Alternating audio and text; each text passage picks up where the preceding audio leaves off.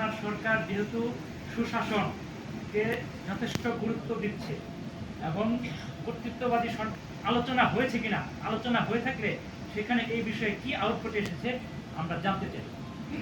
আপনাকে ধন্যবাদ।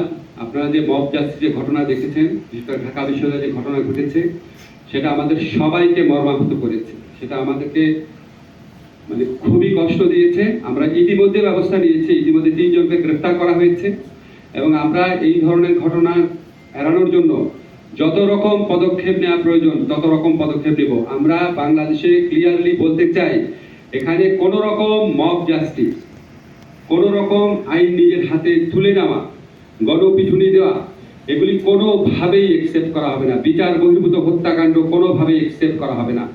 এগুলি যদি ঘটে, আপনাদের একটা জিনিস নিশ্চিত করতে পারি, আমাদের সরকার তাৎক্ষণিকভাবে ব্যবস্থা নেবে, আইনের মাধ্যমে উপযুক্ত শাস্তির তদন্ত এবং বিচার সাপেক্ষে উপযুক্ত শাস্তির ব্যবস্থা করা হবে। সেটা মত আপনারা কালকে পত্রিকাতে আপনারা নিজেরাই ছাপবেন যে 3 জনকে অলরেডি গ্রেফতার করা হয়েছে।